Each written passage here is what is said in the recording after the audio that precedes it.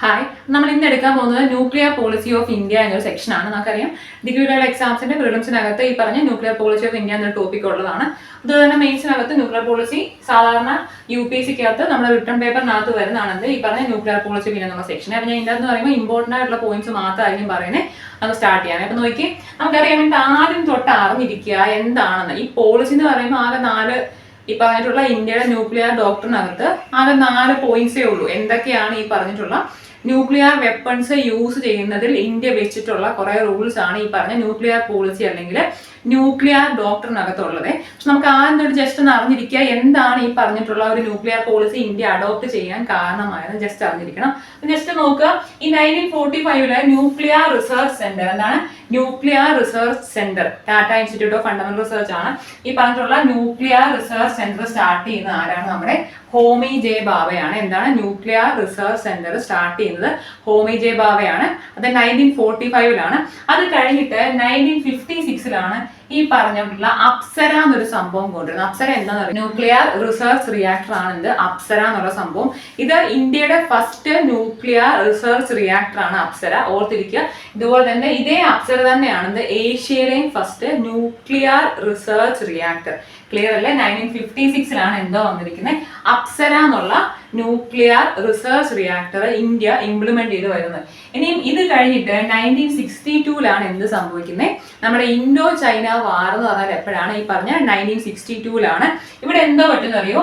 ഇതേ വർഷം തന്നെയാണ് ഇന്ത്യയുടെ അറ്റോമിക് എനർജി ആക്ട് വരുന്നത്. 1962 എന്ത് വരുന്നത്? ഇന്ത്യയുടെ അറ്റോമിക് എനർജി ആക്ട് വരുന്നത്. അതുപോലെ തന്നെ അതേ സെയിം വർഷം നടന്ന വേറൊരു പ്രശ്നമാണിത്, ക്യൂബൻ മിസൈൽ ക്രൈസിസ് എന്നുള്ള സംഭവം. അത് നമ്മൾ ഓൾറെഡി എവിടെയാണ് നമ്മുടെ വേൾഡ് ഹിസ്റ്ററി പഠിക്കുന്ന സമയത്ത് നമ്മുടെ കോൾഡ് വാറിന്റെ സെക്ഷനിൽ പഠിക്കുന്നതാണ് നമ്മൾ ഈ പറഞ്ഞിട്ടുള്ള ക്യൂബൻ മിസൈൽ ക്രൈസിസ് എന്നുള്ള സംഭവം. നോക്കിക്കോളൂ, ഇത് എന്തുകൊണ്ട് ഇമ്പോർട്ടന്റ് ആണെന്ന് പറഞ്ഞു കഴിഞ്ഞാൽ ഈ ക്യൂബൻ മിസൈൽ ക്രൈസിസ് എന്ന് പറഞ്ഞാൽ ഇത്രയുള്ള സംഭവം ഇതാണ്. നമുക്കറിയാം കോൾഡ് വാർ എന്ന് പറയുമ്പോൾ USSRും USA നമ്മുടെ ഇഷ്യൂ ആണ് ഈ പറഞ്ഞിട്ടുള്ള കോൾഡ് വാർ. അപ്പൊ ഈ കോൾഡ് വാറിന്റെ സമയത്ത് എന്ത് ചെയ്യുന്നറിയാമോ? ഈ പറഞ്ഞ 16 ഒക്ടോബർ 1962 നമുക്കറിയാം ക്യൂബ എന്നൊരു കൺട്രി ഉണ്ടല്ലോ അല്ലെ. ഈ ക്യൂബ എന്ന് പറഞ്ഞാൽ അമേരിക്കയുടെ അടുത്ത് കിടക്കുന്ന ഒരു കൺട്രിയാണ്. അപ്പൊ ഈ ക്യൂബ USSRന്റെ കൂടെയുള്ള കൺട്രിയാണ്. ഈ റഷ്യ എന്ത് ചെയ്യുന്നത്? USSR എന്തോ ചെയ്യുന്നത് അറിയാമോ? ക്യൂബയിൽ കൊണ്ടുപോയി അമേരിക്കയെ ഡയറക്റ്റ് ചെയ്തിട്ട് ഒരു മിസൈൽ സ്ഥാപിക്കും. അങ്ങനെ ഈ പറഞ്ഞിട്ടുള്ള 16 ഒക്ടോബർ 1962 അമേരിക്ക മനസ്സിലാക്കുന്നത് ഇതുപോലെ USSR കൊണ്ട് ക്യൂബയിൽ ഒരു മിസൈൽ വെച്ചിട്ടുണ്ടെന്ന്. അപ്പൊ അതെന്താകും? അതാണ് ഈ പറഞ്ഞ ക്യൂബൻ മിസൈൽ ക്രൈസിസ് എന്നുള്ള സംഭവം. അപ്പൊ തന്നെ ഒരു വേൾഡ് വാർ 3 നടക്കാൻ സാധ്യത ഉണ്ടായ എന്നൊരു സംഭവമാണ് ഈ പറഞ്ഞിട്ടുള്ള ക്യൂബൻ മിസൈൽ ക്രൈസിസ്. അപ്പൊ അത് നടന്ന വർഷവും എന്ത് തന്നെയാണ്? 1962 ഓർത്തിരിക്കുക. അപ്പൊ ഈ 1962 ഇൻഡോ ചൈന വാറിൽ ചൈന ജയിക്കും. അത് കഴിഞ്ഞിട്ടാണ് നമ്മൾ ഇമ്പോർട്ടന്റ് സംഭവങ്ങൾ നോക്കിക്കോളൂ. 1962 ഇൻഡോ ചൈന വാർ കഴിഞ്ഞിട്ട് 1964 ചൈന ന്യൂക്ലിയർ വെപ്പൺസ് ടെസ്റ്റ് ചെയ്യും. ചൈന ന്യൂക്ലിയർ വെപ്പൺ ടെസ്റ്റ് ചെയ്ത് കഴിഞ്ഞ് ഉടനെ എന്ത് ചെയ്യുന്നറിയോ? ഈ പറഞ്ഞ 1968 ഈ പറഞ്ഞ 5 രാജ്യങ്ങൾ, ആ ഒരു സമയത്ത് ന്യൂക്ലിയർ വെപ്പൺസ് ഉണ്ടായിരുന്ന 5 രാജ്യങ്ങളാണ് ഏതൊക്കെ? USA, USSR, France, UK and China. ഇവർ 5 പേരും കൂടി കൊണ്ടുവരുന്ന ഒരു ട്രീറ്റിയാണെന്ത്? Nuclear NPT nuclear non proliferation treaty എന്നാണ്. എന്താണ്? ന്യൂക്ലിയർ നോൺ പ്രോളിഫറേഷൻ ആണ് കേട്ടോ. ന്യൂക്ലിയർ നോൺ പ്രോളിഫറേഷൻ ട്രീറ്റി ആണ്. നോൺ പ്രോളിഫറേഷനെ ഇതാണ് ന്യൂക്ലിയർ നോൺ പ്രോളിഫറേഷൻ ട്രീറ്റി എന്നൊരു സംഭവം ഇവര് 1968 കൊണ്ടുവരും. അതെന്താ ഈ പ്രോളിഫറേഷൻ എന്ന് പറഞ്ഞാൽ എന്താ സംഭവം? അതിന്റെ മീനിങ് എന്താണ്? വ്യാപനം എന്നാണ് കേട്ടോ. എന്ന് വെച്ചാൽ ഇത്രയേ ഉള്ളൂ. ന്യൂക്ലിയർ മെറ്റീരിയൽസിന്റെ വ്യാപനം, അത് ന്യൂക്ലിയർ മെറ്റീരിയൽസിന്റെ നോൺ പ്രോളിഫറേഷൻ എന്ന് പറഞ്ഞ് കൊണ്ടുവരുന്ന ഒരു സംഭവമാണ് ഈ ട്രീറ്റി. അപ്പൊ ഈ ട്രീറ്റി പ്രകാരം ഇവർ എന്തോ ചെയ്യുന്നറിയോ? ഞാൻ പറഞ്ഞു 68 ഇവർ ഈ ട്രീറ്റി സൈൻ ചെയ്യാൻ വേണ്ടി കൊണ്ടുവരുന്നത്. 1970 ഈ പറഞ്ഞിട്ടുള്ള ന്യൂക്ലിയർ നോൺ പ്രോളിഫറേഷൻ ട്രീറ്റി നിലവിൽ വരും. അപ്പൊ ഇത് പ്രകാരം എന്താണെന്നറിയോ? ആ ഒരു സമയത്ത് ന്യൂക്ലിയർ വെപ്പൺസ് ഇല്ലാതിരുന്ന ഒരു കൺട്രി, അപ്പൊ ഇവരുടെ കയ്യിൽ 5 പേരുടെ കയ്യിൽ മാത്രമേ ഉള്ളായിരുന്നു ന്യൂക്ലിയർ വെപ്പൺസ്. അപ്പൊ ഈ 5 രാഷ്ട്രങ്ങൾ ഒഴിച്ച് ബാക്കി ഒരു രാജ്യവും ഇനിയും ഒരു കാരണവശാലും ന്യൂക്ലിയർ വെപ്പൺസ് ജനറേറ്റ് ചെയ്യാൻ പാടില്ല. എങ്കിൽ മാത്രമേ എന്ത് ന്യൂക്ലിയർ എനർജിയുടെ യൂസ് പീസ്ഫുള്ളി ചെയ്യാനൊക്കത്തുള്ളൂ എന്ന് പറഞ്ഞ ട്രീറ്റിയാണ് ഈ പറഞ്ഞിട്ടുള്ള ന്യൂക്ലിയർ നോൺ പ്രോളിഫറേഷൻ ട്രീറ്റി. മനസ്സിലായ എന്താണെന്ന്?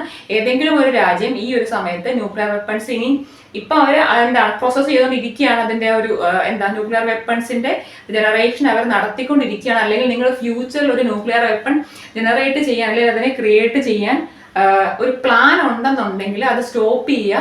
എന്ത് ചെയ്യാൻ വേണ്ടിയിട്ടാണ്? ന്യൂക്ലിയർ എനർജിയുടെ പീസ്ഫുൾ ആയിട്ടുള്ള യൂസിന് വേണ്ടി എന്ന് പറഞ്ഞൊരു ട്രീറ്റിയാണ് ഈ പറഞ്ഞ ന്യൂക്ലിയർ നോൺ പ്രോളിഫറേഷൻ ട്രീറ്റി. ഇതിനകത്ത് ഇന്ത്യ സൈൻ ചെയ്തില്ല. കാര്യം എന്താ പറയുക, നമുക്കറിയാം ഇത് ഡിസ്ക്രിമിനേറ്ററി ആയിട്ടുള്ള ട്രീറ്റിയാണ്.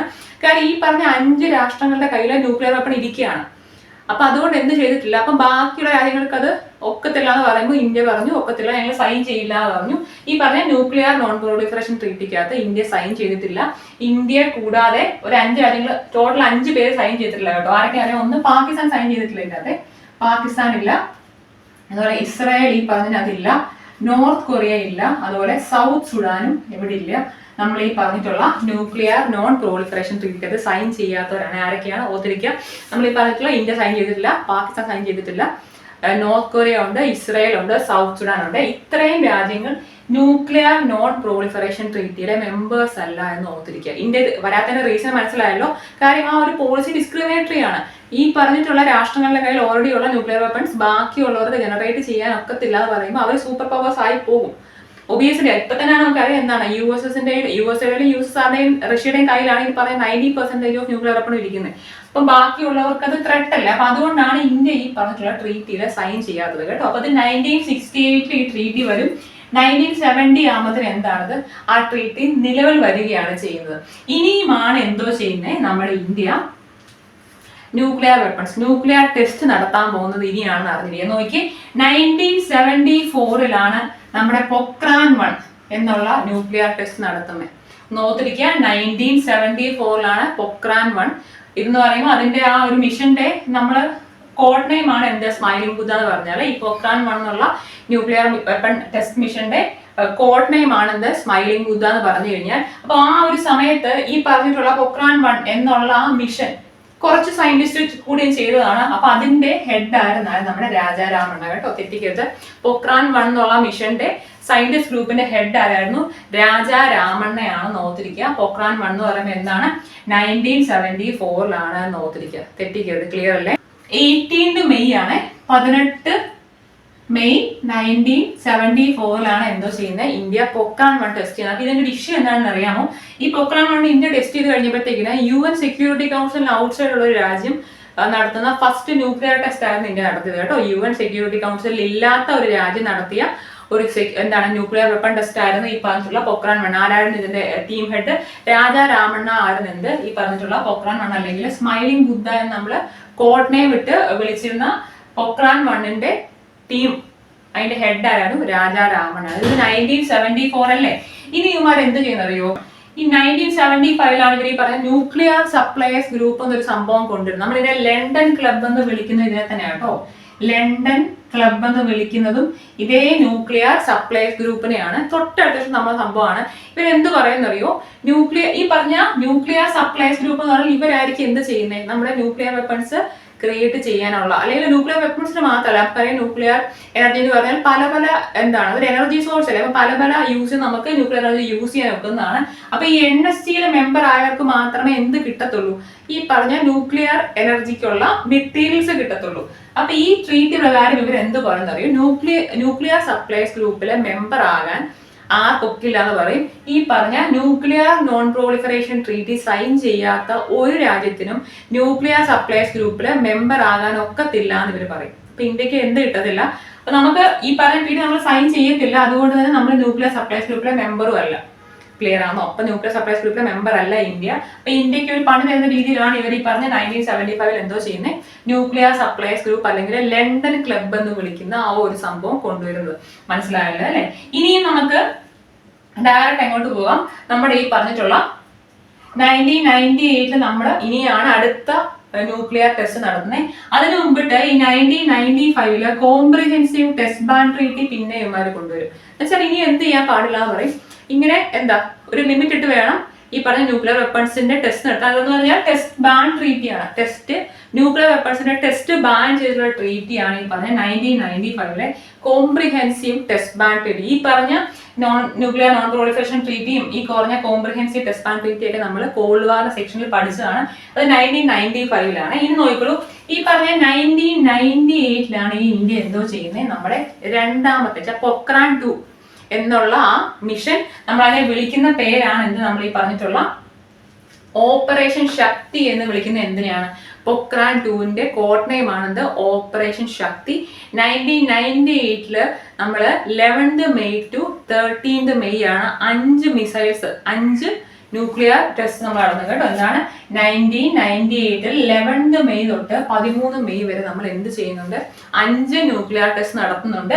അപ്പൊ അതാണ് ഈ പറഞ്ഞിട്ടുള്ള പൊക്രാൻ 2 അല്ലെന്നുണ്ടെങ്കിൽ എന്താ നമ്മൾ വിളിക്കുന്നത്, ഓപ്പറേഷൻ ശക്തി എന്ന് വിളിക്കുന്ന ഈ ഒരു മിഷൻ കേട്ടോ. അപ്പൊ ഈ സമയത്ത് ഇരുന്നിരുന്ന ആരാണ്, നമ്മുടെ അടൽ ബിഹാരി വാജ്പേയി ഇരുന്നിരുന്ന സമയത്താണ് നമ്മൾ പൊക്രാൻ 2 ടെസ്റ്റ് ചെയ്യുന്നത്. എന്ന് വെച്ചാൽ 5 ടെസ്റ്റ് ഉണ്ട് കേട്ടോ. നമുക്ക് 5 ടെസ്റ്റ് ഉണ്ടെന്ന് ഓർത്തിരിക്കുക. 11th 3 ടെസ്റ്റും 13th 2 ടെസ്റ്റും നടത്തുന്നത് കേട്ടോ. അപ്പൊ ഓർത്തിരിക്കുക. അങ്ങനെ ഈ പറഞ്ഞിട്ടുള്ള പൊക്രാൻ 2ന്റെ ടെസ്റ്റ് ഫിനിഷ് ചെയ്ത 13 May നമ്മൾ എന്താണ് ഡിക്ലെയർ ചെയ്യാണ്, ഇന്ത്യയെ ഒരു ഫുള്ളി ഫ്ലെഡ്ജ് ന്യൂക്ലിയർ സ്റ്റേറ്റ് ആയിട്ട് ഇന്ത്യയെ ഡിക്ലെയർ ചെയ്യും. മനസ്സിലായോ? അപ്പൊ എന്താണ് 13 May 1998 എന്തോ ചെയ്യുന്നത്, ഇന്ത്യയെ ഒരു ഫുള്ളി ഫ്ലെഡ്ജ് ന്യൂക്ലിയർ സ്റ്റേറ്റ് ആയിട്ട് ഡിക്ലെയർ ചെയ്യുന്നത്. UN സെക്യൂരിറ്റി കൗൺസിലൊന്നും ഇല്ലാത്തൊരു മെമ്പറാണ് നമ്മൾ. ഈ പറഞ്ഞിട്ടുള്ള കോംപ്രിഹെൻസീവ് ടെസ്റ്റ് ബാൻ ട്രീറ്റി അവര് കൊണ്ടുവന്ന് 3 വർഷം കഴിഞ്ഞിട്ട് നമ്മൾ എന്തോ ചെയ്യാണ്, ഈ പറഞ്ഞിട്ടുള്ള ടെസ്റ്റ് നടത്തുകയാണ് ചെയ്യുന്നത്. ക്ലിയർ അല്ലേ? അപ്പൊ നമ്മൾ ഈ പറഞ്ഞ 1998 ഈ പൊക്രാൻ 2 ടെസ്റ്റ് നടത്തി കഴിഞ്ഞ അപ്പൊ തന്നെ ഇന്ത്യ എന്തോ പറയുന്നുണ്ട്, ഞങ്ങള് നോ ഫസ്റ്റ് യൂസ് എന്നൊരു സംഭവം ഉണ്ട്. അത് നമ്മുടെ ന്യൂക്ലിയർ ഡോക്ടറിനകത്തുള്ള ഒരു സംഭവമാണ് നോ ഫസ്റ്റ് യൂസ് എന്നൊരു സംഭവം. അത് 1998 തന്നെ ഇന്ത്യ എന്ത് പറയും, ഞങ്ങളായിട്ട് ചെന്ന് ഒരാടെ മേളില് ന്യൂക്ലിയർ വെപ്പൺ യൂസ് ചെയ്യത്തില്ല. അതാണ് ഈ പറഞ്ഞ നോ ഫസ്റ്റ് യൂസ് എന്നൊരു സംഭവം. നമ്മളായിട്ട് ആരെയും ന്യൂക്ലിയർ വെപ്പൺ വെച്ച് അറ്റാക്ക് ചെയ്യത്തില്ല ആദ്യം. നമ്മളെ ഇങ്ങോട്ട് അറ്റാക്ക് ചെയ്ത് തിരിച്ച് അറ്റാക്ക് ചെയ്യും. അതല്ലാതെ ഒരു കാരണവശാലും ഞങ്ങൾ ന്യൂക്ലിയർ വെപ്പൺ ഫസ്റ്റിൽ യൂസ് ചെയ്യത്തില്ല എന്ന് പറഞ്ഞ് 1998 തന്നെ ഇന്ത്യ ഡിക്ലറേഷൻ വെക്കുന്നുണ്ട്. അപ്പൊ ഈ പറഞ്ഞിട്ടുള്ള ന്യൂക്ലിയർ ടെസ്റ്റ് ബാൻ ട്രീറ്റി ഒക്കെ വന്നു. ഇനിയാണ് നമ്മുടെ ഇന്ത്യയുടെ ന്യൂക്ലിയർ ഡോക്ട്രിൻ 2003 ഈ പറഞ്ഞ ന്യൂക്ലിയർ ഡോക്ട്രിൻ അഡോപ്റ്റ് ചെയ്യുന്നത് കേട്ടോ. അന്ന് തൊട്ടാണ് ഈ സംഭവം വരുന്നത്. 1998 തന്നെ നോ ഫസ്റ്റ് യൂസ് ഡിക്ലെയർ ചെയ്യുന്നെങ്കിലും 2003 തൊട്ടാണ് നമ്മുടെ ന്യൂക്ലിയർ ട്രീറ്റി, ന്യൂക്ലിയർ ഡോക്ടർ അല്ലെങ്കിൽ ന്യൂക്ലിയർ പോളിസി വരുന്നത്. അപ്പൊ ഇതിന്റെ അകത്ത് പോളിസിക്കകത്ത് എന്തൊക്കെയുണ്ടെന്ന് മാത്രം ജസ്റ്റ് ഒന്ന് അറിഞ്ഞിരിക്കുക. കാര്യം അതായിരിക്കും മിക്കവാറും ചോദിക്കാൻ സാധ്യത. നമുക്കറിയാം ഇന്ത്യയുടെ വാർഹെഡ് ഒക്കെ എത്താന്നുള്ള കാര്യം, അതൊക്കെ പഠിക്കാൻ നിന്ന് കഴിഞ്ഞാൽ തീരത്തില്ല. നമ്മുടെ DRDO പഠിച്ച സെക്ഷനിൽ തന്നെ കുറെ മിസൈൽസിന്റെ പേര് പഠിച്ചതാണ് അല്ലേ. അപ്പൊ അതെല്ലാം ഈ പറഞ്ഞ വെപ്പൺസിനകത്ത് വരുന്നത് തന്നെയാണ് കേട്ടോ. ന്യൂക്ലിയർ വെപ്പൺസിനകത്ത് വരുന്ന മിസൈൽസ് ഒക്കെ ഉള്ളതാണ്, നമ്മൾ പഠിച്ചതാണ്. അത് ഇനി ഒന്നുകൂടെ ഞാൻ റിപ്പീറ്റ് ചെയ്യത്തില്ല കേട്ടോ, മിസൈൽസിന് ഒന്നും പേര്. അപ്പൊ നോക്കിയോ, നമുക്ക് ഈ പറയാം ന്യൂക്ലിയർ ഡോക്ടറിനകത്ത് എന്തൊക്കെയാണെന്ന് ഞാൻ പറയാം. ഫസ്റ്റ് എന്ന് പറയുമ്പോൾ നോ ഫസ്റ്റ് യൂസ് ഒരു സംഭവമാണ്. ഈ പറഞ്ഞ നോ ഫസ്റ്റ് യൂസ് എന്ന് പറയുമ്പോൾ നമുക്ക് സത്യം പറഞ്ഞാൽ പണി കിട്ടുന്ന ഒരു സംഭവമാണ്. കാര്യം ഈ പറഞ്ഞ ചൈനയുടെ കയ്യിൽ ന്യൂക്ലിയർ വെപ്പൺ ഉണ്ട്, പാകിസ്ഥാന്റെ കയ്യിൽ ന്യൂക്ലിയർ വെപ്പൺ ഉണ്ട്. അപ്പൊ അവര് ഇങ്ങോട്ടെടുത്ത് പ്രയോഗിച്ചു കഴിഞ്ഞാൽ നമ്മുടെ കുറെ ഏരിയ നശിച്ചു പോകും അല്ലെ. അപ്പൊ അതുകൊണ്ട് തന്നെ ഈ പറഞ്ഞ നോ ഫസ്റ്റ് യൂസ് എന്നൊരു സംഭവത്തിനെതിരെ ഭയങ്കര ക്രിറ്റിസിസം ഉള്ള ഒരു സംഭവമാണ് എന്താണ് നോ ഫസ്റ്റ് യൂസ് എന്നുള്ള സംഭവം. ഇനി എന്താണ് നോക്കിക്കോളൂ, ഈ പറഞ്ഞിട്ടുള്ള ക്രെഡിബിൾ മിനിമം ഡിറ്ററന്റ് എന്നുള്ള സംഭവമാണ്. ഡിറ്ററന്റ് എന്ന് പറഞ്ഞാൽ പ്രതിരോധം എന്നാണ് കേട്ടോ. എന്ന് വെച്ചാൽ നമ്മുടെ കയ്യിൽ ഒരു എന്താണ് പ്രതിരോധത്തിന് ആവശ്യമുള്ള അത്രയും മാത്രം വെപ്പൺസ് മാത്രമാണ് നമ്മൾ ക്രിയേറ്റ് ചെയ്യുന്നത് അല്ലെങ്കിൽ ഹോൾഡ് ചെയ്യുന്നതെന്ന് പറയുന്നതാണ് എന്ത് പറഞ്ഞിട്ടുള്ള ക്രെഡിബിൾ മിനിമം ഡിറ്ററന്റ് എന്നുള്ള സംഭവം. ഇതൊന്നും പ്രാക്ടിക്കലി പോസിബിൾ ഒന്നും അല്ല. നമ്മളെ കയ്യിൽ എത്ര എണ്ണം ഉണ്ടെന്നുള്ള കാര്യം നമ്മൾ അതിന്റെ ഡീറ്റെയിൽസ് അങ്ങനെ വെളിവിടത്തില്ല കേട്ടോ. പോത്തിരിക്കുക. ഈ പറഞ്ഞ നോ ഫസ്റ്റ് യൂസും ക്രെഡിബിൾ മിനിമം ഡിറ്ററന്റ് എന്ന് പറയുന്നത് എന്താണ്, ആവശ്യത്തിന് മാത്രം പ്രതിരോധത്തിനുള്ള സംഭവം മാത്രമേ നമ്മൾ ക്രിയേറ്റ് ചെയ്യത്തുള്ളൂ എന്ന് പറയുന്നതാണ് ക്രെഡിബിൾ മിനിമം ഡിറ്ററന്റ് എന്നുള്ള സംഭവം. ഇനി ഇതിനകത്ത് ഇമ്പോർട്ടന്റ് ആയിട്ട് സംഭവം എന്താണെന്ന് അറിയാം. നമ്മൾ പറഞ്ഞിട്ടുണ്ട് ഒരു ന്യൂക്ലിയർ സ്റ്റേറ്റിനെതിരെ ന്യൂക്ലിയർ സ്റ്റേറ്റ് അല്ലാത്ത ഒരു സ്റ്റേറ്റിനെതിരെ ഒരു രാജ്യത്തിനെതിരെ നമ്മൾ ഒരിക്കലും ന്യൂക്ലിയർ വെപ്പൺ യൂസ് ചെയ്യത്തില്ല എന്ന് ഇന്ത്യ പറഞ്ഞിട്ടുണ്ട് കേട്ടോ. എന്താണ് ന്യൂക്ലിയർ സ്റ്റേറ്റ് അല്ലാത്ത ഒരു രാഷ്ട്രത്തിനെതിരെ ഇന്ത്യ ന്യൂക്ലിയർ വെപ്പൺസ് യൂസ് ചെയ്യത്തില്ല എന്നുള്ളത് നേരത്തെ നമ്മൾ ഈ ഡോക്ടറിനകത്തോളാണ്. അങ്ങനെ ചെയ്യില്ല കേട്ടോ, അങ്ങനെ ഒരു സംഭവം ചെയ്യത്തില്ല. അതാണ് എന്താണ് no use against non nuclear state. ഈ പറഞ്ഞിട്ടുള്ള നോക്കിയേ, നമ്മളെ ഒരു ഒരാൾ അറ്റാക്ക് ചെയ്തു. അപ്പൊ നമ്മൾ അതിനെതിരെ ഒരു റിറ്റാലിയേഷൻ ഉണ്ടല്ലോ. അപ്പം ഈ പറഞ്ഞ നമ്മളെ അറ്റാക്ക് ചെയ്തതിന് എഗെയിൻസ്റ്റ് ആയിട്ട് നമ്മൾ ചെയ്യുന്ന റിറ്റാലിയേഷൻ അല്ലെങ്കിൽ റിറ്റാലിയേഷൻ എന്ന് പറയുമ്പോൾ എന്തായിരിക്കും, വളരെ മാരകമായിരിക്കും എന്ന് നമ്മൾ നേരത്തെ പറഞ്ഞിട്ടുണ്ട്. കാരണം നമ്മൾ ഒരു കാരണവശാലും ന്യൂക്ലിയർ വെപ്പൺ ആദ്യം യൂസ് ചെയ്യത്തില്ല. പക്ഷേ നമ്മളെ അറ്റാക്ക് ചെയ്തിട്ട് നമ്മുടെ ഡിറ്ററന്റ് പ്രതിരോധം വീണാൽ നമ്മൾ തിരിച്ചു നടത്താൻ പോകുന്ന റിറ്റാലിയേഷൻ പ്രോസസ് എന്തായിരിക്കും, വളരെ ഹെവി ആയിരിക്കും എന്നുള്ള സംഭവം ഇവിടെ ഓൾറെഡി സ്റ്റേറ്റ് ചെയ്തിട്ടുണ്ടെന്നുള്ള കാര്യം ഓർത്തില്ല. ഇവിടെ നമ്മുടെ ഡോക്ടറിനകത്തുള്ളതാണ്. റിറ്റാലിയേഷൻ എന്ന് പറഞ്ഞാൽ എന്താണ്, പ്രതികാരമാണ് കേട്ടോ. റിറ്റാലിയേഷൻ എന്ന് പറഞ്ഞാൽ ഈ പറഞ്ഞിട്ടുള്ള ന്യൂക്ലിയർ കമാൻഡ് അതോറിറ്റി എന്നൊരു അതോറിറ്റി ഉണ്ട് കേട്ടോ. ഈ പറഞ്ഞ ന്യൂക്ലിയർ കമാൻഡ് അതോറിറ്റിയുടെ ഓതറൈസേഷൻ വഴി മാത്രമേ നമുക്ക് റിറ്റാലിയേഷൻ ചെയ്യാൻ വേണ്ടിയിട്ട് ന്യൂക്ലിയർ വെപ്പൺസ് യൂസ് ചെയ്യാൻ ഒക്കത്തുള്ളൂ. തെറ്റിക്കരുത്. ന്യൂക്ലിയർ കമാൻഡ് അതോറിറ്റിയുടെ അവർ ഓതറൈസ് ചെയ്ത് മാത്രമേ നമുക്ക് എന്ത് ചെയ്യാൻ ഒക്കത്തുള്ളൂ, ന്യൂക്ലിയർ വെപ്പൺസ് എവിടെ യൂസ് ചെയ്യാൻ ഒക്കത്തുള്ളൂ, റിറ്റാലിയേഷൻ പ്രോസസ്സിനെ യൂസ് ചെയ്യാൻ ഒക്കത്തുള്ളൂ എന്ന് ഓർത്തിരിക്കുക കേട്ടോ. അപ്പൊ ഇതാണ് ഈ പറഞ്ഞിട്ടുള്ള ഇന്ത്യയുടെ ന്യൂക്ലിയർ ഡോക്ടറിനകത്തുള്ള പോയിന്റ്സ്. എന്തെങ്കിലും ഒന്നുകൂടെ പറഞ്ഞു തരുന്നതാണ്. ഒന്ന്, നോ ഫസ്റ്റ് യൂസ് എന്നൊരു സംഭവമാണ്, നോ ഫസ്റ്റ് യൂസ് ആണ്. സെക്കൻഡ് വൺ എന്താണ്, അവിടെ എന്ന് പറയുമ്പോൾ ഒരു നോൺ ന്യൂക്ലിയർ സ്റ്റേറ്റിനെതിരെ ഇന്ത്യ ന്യൂക്ലിയർ വെപ്പൺസ് യൂസ് ചെയ്യില്ല. തേർഡ് എന്താണ്, നമ്മളെ അറ്റാക്ക് ചെയ്ത് കഴിഞ്ഞാൽ അതിനെതിരെ നടത്തുന്ന റിറ്റാലിയേഷൻ ഹെവി ആയിരിക്കും, അല്ലെങ്കിൽ ഭയങ്കരമായിട്ട് ഡിസ്ട്രക്റ്റീവ് ആയിരിക്കും എന്ന് ഇന്ത്യ പറഞ്ഞിട്ടുണ്ട് ഓൾറെഡി. ഇനി എന്താണ്, അതേപോലെ തന്നെ റിറ്റാലിയേഷൻ പ്രോസസ്സിന് നമ്മുടെ ന്യൂക്ലിയർ വെപ്പൺസ് യൂസ് ചെയ്യണമെങ്കിൽ ആര് ഓതറൈസ് ചെയ്യണത്, ന്യൂക്ലിയർ കമാൻഡ് അതോറിറ്റി ഓതറൈസ് ചെയ്യാതെ ഒരു കാരണവശാലും നമ്മൾ ഈ പറഞ്ഞിട്ടുള്ള ന്യൂക്ലിയർ വെപ്പൺസ് എടുത്ത് നമ്മൾ യൂസ് ചെയ്യത്തില്ല. റിറ്റാലിയേഷൻ പ്രോസസ്സിന് വേണ്ടി പോലും നമ്മൾ യൂസ് ചെയ്യത്തില്ല എന്ന് ഓർത്തിരിക്കുക. അതുപോലെ എന്താണ്, ക്രെഡിബിൾ മിനിമം ഡിറ്ററൻസ് മാത്രമേ നമ്മുടെ കയ്യിൽ വെക്കൂ എന്നുള്ളതാണ് നമ്മൾ ഈ പറഞ്ഞിരിക്കുന്നത്. ഇതാണ് ഈ പറഞ്ഞിട്ടുള്ള ഇന്ത്യയുടെ ന്യൂക്ലിയർ ഡോക്ട്രിൻ അല്ലെങ്കിൽ ന്യൂക്ലിയർ പോളിസി എന്നൊരു സംഭവം. നമുക്കറിയാം, ഇത് നമുക്ക് റിട്ടേൺ എന്നൊരു സംഭവം ഇല്ലല്ലോ. റിട്ടേൺ എക്സാം ആയിരുന്നെങ്കിൽ നമുക്കിത് ഭയങ്കര ഡീറ്റെയിൽ ആയിട്ട് പഠിച്ചെഴുതായിരുന്നു. അപ്പൊ ഇതിനകത്ത് ഇമ്പോർട്ടന്റ് ആയിട്ടുള്ള പോയിന്റ്സ് മാത്രം ഇതിനകത്തുള്ളൂ. അത് കറക്റ്റ് ആയിട്ട് പഠിക്കുക കേട്ടോ. ഇനിയാണ് എന്തോ ചെയ്യുന്നത്, 2008 ഈ പറഞ്ഞിട്ടുള്ള 123 എഗ്രിമെന്റ് എന്നൊരു സംഭവം. ഒന്നുമില്ല, ഇന്ത്യയും US കൂടെ സൈൻ ചെയ്യുന്ന ഒരു ന്യൂക്ലിയർ ഡീലാണ് ഈ 123 എഗ്രിമെന്റ് എന്ന് പറഞ്ഞാൽ. ഈ സമയത്ത് പറയുന്നത് ബുഷും മൻമോഹൻ സിംഗ് കൂടാണ് സൈൻ ചെയ്യുന്നത് കേട്ടോ. മൻമോഹൻ സിംഗ് കൂടെ സൈൻ ചെയ്യുന്നതാണ്. കാര്യം മൻമോഹൻ സിംഗ് US വിസിറ്റ് ചെയ്യുമ്പോഴാണ് ഈ പറഞ്ഞിട്ടുള്ള 123 എഗ്രിമെന്റ് ബുഷുമായിട്ട് സൈൻ ചെയ്തത്. തെറ്റിക്കരുത്. ഇൻഡോ US ന്യൂക്ലിയർ ഡീലാണ് ഈ പറഞ്ഞിട്ടുള്ള 123 എഗ്രിമെന്റ് എന്നുള്ള സംഭവം. നമ്മൾ ഇപ്പോഴും ആലോചിച്ചിരിക്കും, നമുക്ക് ഈ പറഞ്ഞിട്ടുള്ള ന്യൂക്ലിയർ സപ്ലൈസ് ഗ്രൂപ്പിൽ നമ്മൾ മെമ്പർ അല്ലാത്തത് കാരണം തന്നെ നമ്മൾ തന്നെത്താനെയാണ് ഈ പറഞ്ഞിട്ടുള്ള ന്യൂക്ലിയർ വെപ്പൺസ് ക്രിയേറ്റ് ചെയ്യാൻ വേണ്ടിയിട്ടുള്ള മെറ്റീരിയൽസ് സെർച്ച് ചെയ്തുകൊണ്ടിരുന്നത് കേട്ടോ. മെറ്റീരിയൽസ് പറഞ്ഞാൽ യുറേനിയം, തോറിയം ആണ്. അപ്പൊ നമുക്ക് ഇവിടെ ഉള്ള തോറിയത്തിന്റെ ഡെപ്പോസിറ്റ് ആണ് കേട്ടോ. അപ്പൊ ഈ തോറിയം എക്സ്പ്ലോർ ചെയ്യാനുള്ള റിസർച്ച് ആണ് ഇന്ത്യ നടത്തിക്കൊണ്ടിരിക്കുന്നത്. കാരണം നമ്മൾ ഇപ്പോഴും ന്യൂക്ലിയർ സപ്ലൈസ് ഗ്രൂപ്പിലെ മെമ്പർ അല്ല. 2019 ഈ പറഞ്ഞിട്ടുള്ള ഇന്ത്യ ന്യൂക്ലിയർ സപ്ലൈസ് ഗ്രൂപ്പിലെ മെമ്പർ ആകുന്ന രീതിയിൽ അവർ റിക്വസ്റ്റ് ചെയ്യുന്നുണ്ട്. പക്ഷേ എന്ത് ചെയ്യുന്നറിയോ, ഈ പറഞ്ഞിട്ടുള്ള USA-യും റഷ്യയും ഫ്രാൻസും ഇംഗ്ലണ്ടും അത് എഗ്രി ചെയ്യുന്നുണ്ട്. പക്ഷെ ചൈന പറയാൻ ഒക്കത്തില്ല എന്ന് പറയും കേട്ടോ. ചൈന നമ്മളെ ന്യൂക്ലിയർ സപ്ലൈസ് ഗ്രൂപ്പിൽ മെമ്പർ ആകാൻ സമ്മതിക്കത്തില്ല. കാര്യം പുള്ളി പറയുന്നത് വെച്ച് കഴിഞ്ഞാൽ നമ്മൾ ഈ nuclear non proliferation treaty sign ചെയ്തിട്ടില്ലല്ലോ, അപ്പം ഒരു ഡിസ്ക്രിമിനേഷൻ ആവശ്യമില്ല എന്നുള്ള രീതിയിലാണ് നമ്മളെ ന്യൂക്ലിയർ സപ്ലൈസ് ഗ്രൂപ്പിൽ മെമ്പർ ആക്കാതെ. ചൈന മാത്രമാണ് ഇതിനെ ഡിസഗ്രി ചെയ്യുന്നത് കേട്ടോ. അപ്പോൾ ഓർത്തിരിക്കുക, നമ്മൾ ന്യൂക്ലിയർ സപ്ലൈസ് ഗ്രൂപ്പിൽ ഇപ്പോഴും മെമ്പർ അല്ല എന്ന് ഓർത്തിരിക്കണം കേട്ടോ. അപ്പൊ ഇത്രയാണ്. അപ്പൊ ഇതിനിടയ്ക്ക് 2018 ഓസ്ട്രേലിയ സപ്ലൈസ് ഗ്രൂപ്പ് എന്നൊരു സംഭവം 48ാമത്തെ മെമ്പർ ആയിട്ട് ഇന്ത്യ ആഡ് ചെയ്യുന്നത്. അതൊന്നും വേണ്ട, ഞാൻ പറഞ്ഞേ ഉള്ളൂ. ഓർത്തിരിക്കും, ഇതാണ് ഈ പറഞ്ഞിട്ടുള്ള ന്യൂക്ലിയർ പോളിസി ഓഫ് ഇന്ത്യ എന്നൊരു സംഭവമേ.